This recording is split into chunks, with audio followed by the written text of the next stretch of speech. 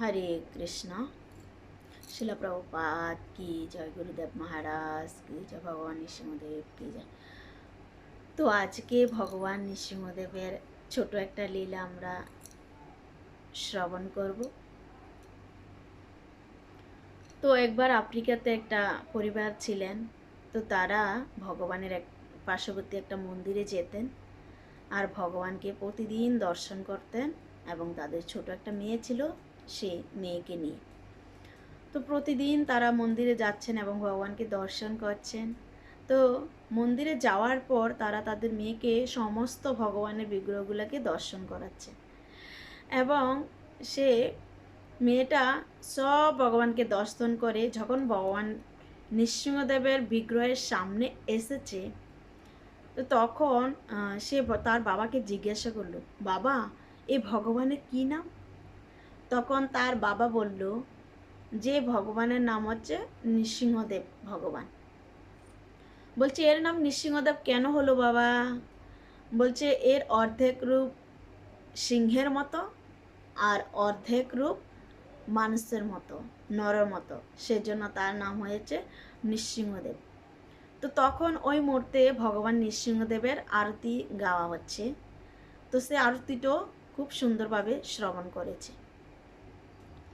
তো তার এরকম ভক্তি দেখে তো তার পূজারী তাকে একটা ভগবান নৃসিংহদেবের একটা ফটো দিয়েছে, তো ছবি দিয়েছে। তো সে ছবিটা নিয়ে যথারীতি বাড়িতে চলে গিয়েছে এবং সে তার স্কুলে গিয়ে সে তার বন্ধুবান্ধব সবাইকে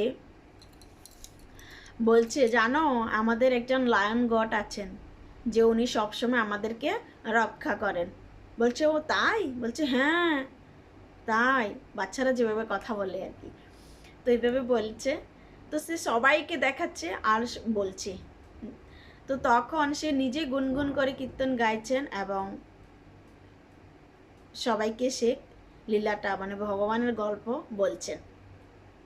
তো একদিন যখন সে ছাদে খেলা করছিলেন, তো তখন তার খেলতে খেলতে তার বলটা রাস্তার উপরে গিয়ে পড়েছে।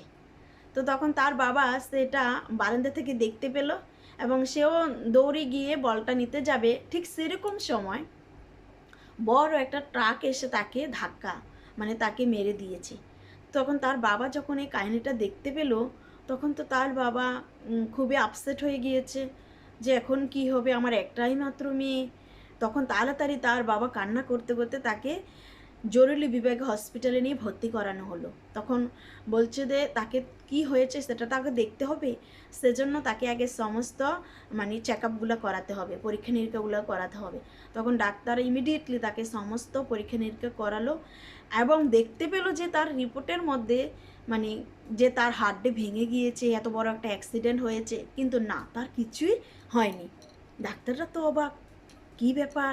তখন ডাক্তাররা তার বাবাকে গিয়ে বললেন যে আচ্ছা আপনি তো বলেছেন যে আপনার মেয়েকে একটা ট্রাক এসে অ্যাক্সিডেন্ট করে দিয়েছে, কিন্তু আমরা তো পরীক্ষা নিরীক্ষা করে দেখলাম যে আপনার মেয়ের কিছুই হয়নি, শুধুমাত্র আপনার মেয়ের এখন দেখতে পেলাম যে আপনার মেয়ের পিঠের মধ্যে একটা পশুর আঁচড় আছে।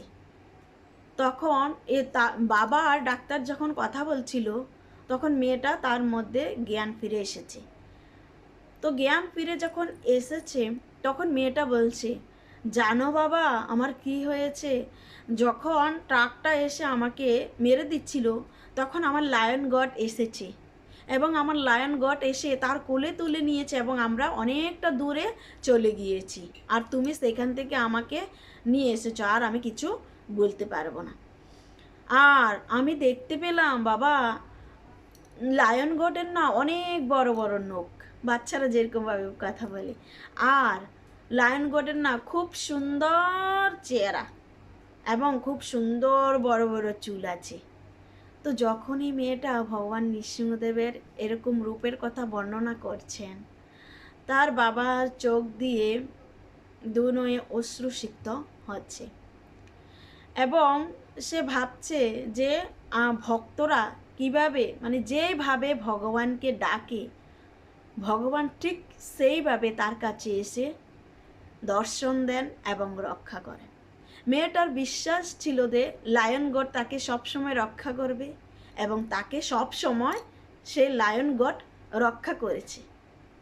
তো আমাদেরকেও সেজন্য শাস্ত্রে বলা হয়েছে বাচ্চাদের মতো আমাদেরকেও কী করতে হবে, ভগবানের প্রতি বিশ্বাস রাখতে হবে, বাচ্চাদের মতো ক্রন্দন করতে হবে ভগবানের চরণ লাভ করার জন্য।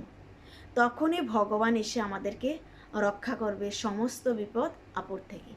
তা না হলে ভগবান কখনো আমাদেরকে রক্ষা করবে না। সেটা আমাদেরকে ভগবানের চরণে বিশ্বাস রাখতে হবে যে ভগবান সব সময় আমাকে রক্ষা করবে। বিশ্বাসী মেলায় বস্তু তোরকে বহুদূর, সেজন্য বিশ্বাস রাখতে হবে। তো সেজন্য শিল প্রভুপাদের চরণে আমাদেরকে আশ্রয় রাখতে হবে, গুরুদেবের চরণে আমরা আশ্রয়ে থাকব। হরে কৃষ্ণ।